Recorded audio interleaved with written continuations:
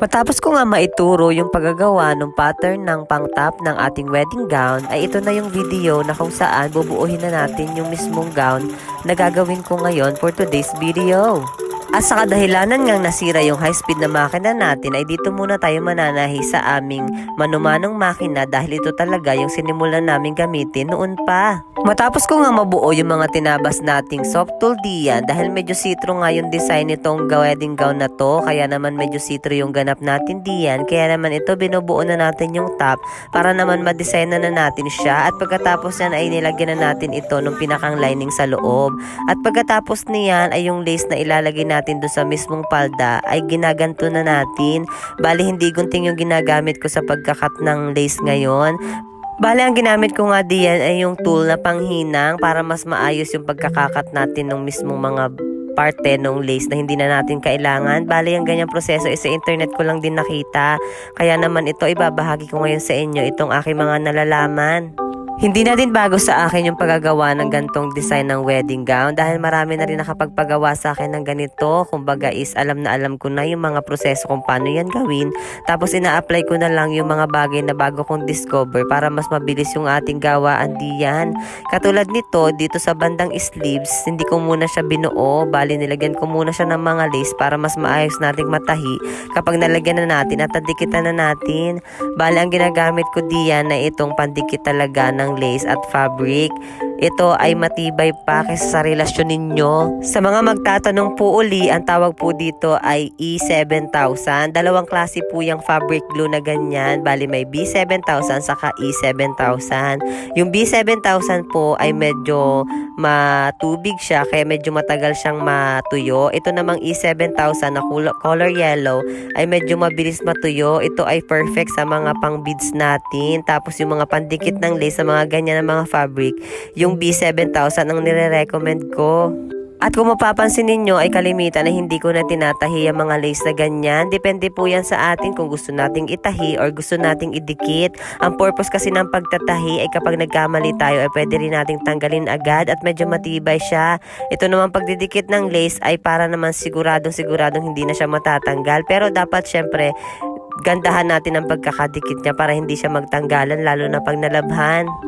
At sa punto pong ito ay ginagawa ko na itong mismong sleeves natin at ako na mismo yung nagtatahi diyan dahil nga may meeting si ate at seminar ng pananahi. Ako na talaga yung gumagawa diyan. Bali sa mga pyesa at mga pieces na mga gown na ginagawa ko ay tulong talaga kaming dalawa. Minsan siya yung nananahi, minsan ako. Kaya naman nakakabuo kami ng ganito kagandang gown. O tingnan nyo naman, napakasimple lang yan. Pang civil wedding siya at maganda na siyang tingnan kahit ganyan pa lang siya. Ito nga po palang wedding gown na ito na pang civil ay choice talaga ng ating kliyente at napakaganda nung napili niyang design na bagay sa kanya. O diba, sinukat na niya yan, wala pang zipper sa likod. Mas importante kasi sukatin muna ng kliyente para mas makita natin yung mga defect bago natin siya buuhin talaga. At pagkatapos niyan, ibinalutan na natin ng kulay brown na tulle itong mismong breast pad niya para magmukha talaga siyang see-through. Lalo na kapag nakasuot dahil kapag walang balot na ganyan yung ating breast pad ay kitang-kita siya lalo na kapag suot na ng client. Mas okay talaga pag kakulay ng balat yung mismong balot natin. At pagkatapos niyan ay nilagyan na namin ito ng pinakang lalagyan na ng mga butones na pearl.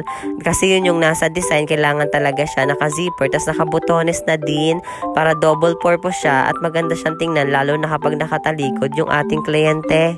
At pagkatapos nga nating mabuo yung mismong wedding gown na ito at sinisharing na ni ate yung mga tulle na lalagay natin doon sa mismong petticoat niya. Dahil may lining nga siya na tela doon sa pinakang loob at meron din siya mga tulle na naka-layer doon sa loob para mas medyo magbuka-buka siya para mas maganda siyang tingnan.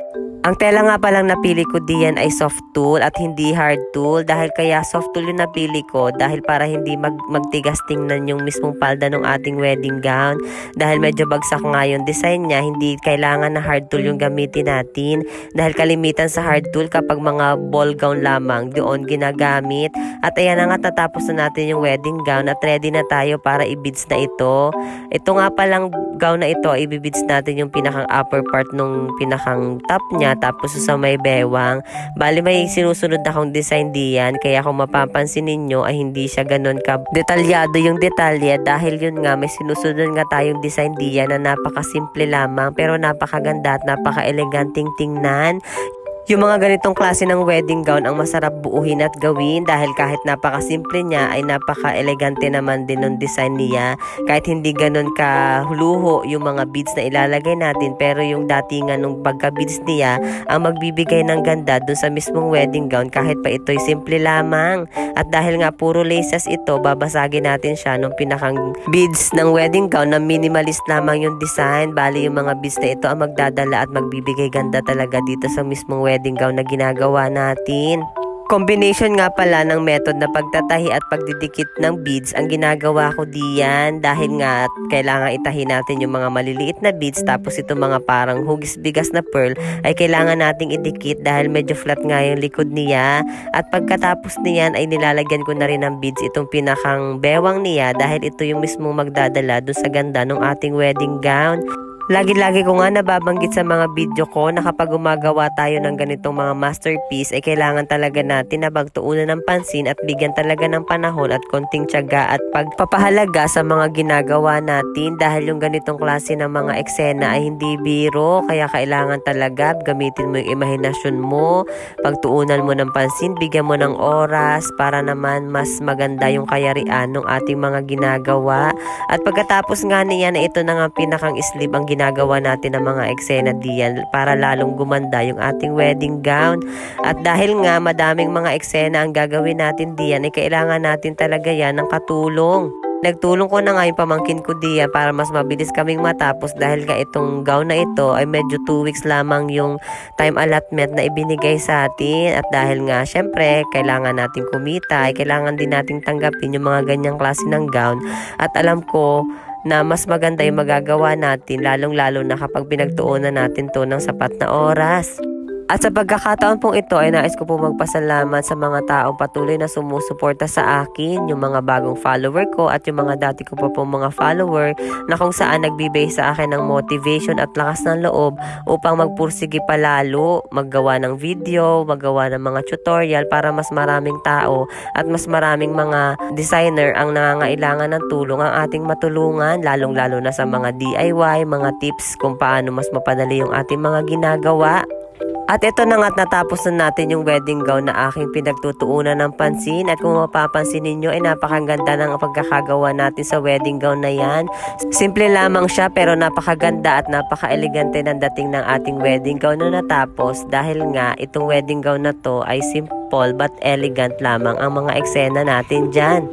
At pagkatapos nga natin magawa itong wedding dress na ito ay dumiretso na ulit tayo dun sa bahay ng ating client sa Victoria na kung saan ito na yung final fitting niya para mas makita natin yung mas magandang sukat at magandang fitting nitong ating wedding gown. At habang sinusukat nga nitong ating client itong aking ginawa ay napapansin ko na tuwang-tuwa siya sa fitting at itsura nitong wedding gown na gagamitin niya for tomorrow na kanyang wedding. Civil wedding ito pero napakaganda na nagawa natin para sa kanya. Ito nga palang bride-to-be na client natin ay si Charmaine Hanairo Perez na kung saan kapatid siya ng asawa ng aking mabutihing friend na si Ate Ella. At tayo ang napili niyang gumawa nitong wedding dress niya dahil naging kliyente ko na rin yung kapatid niya before. Ang ginawa ko naman sa kapatid niya dati ay pang ball party na kung saan ginamit ito nung college yung kapatid niya. At tayo napili niyang gumawa nito at alam kong satisfy siya sa ginawa natin. At kung nagustuhan niyo po ang video na ito ay huwag niyo pong kalimutang i-follow at i-share. Maraming salamat po. See you sa next video. Bye!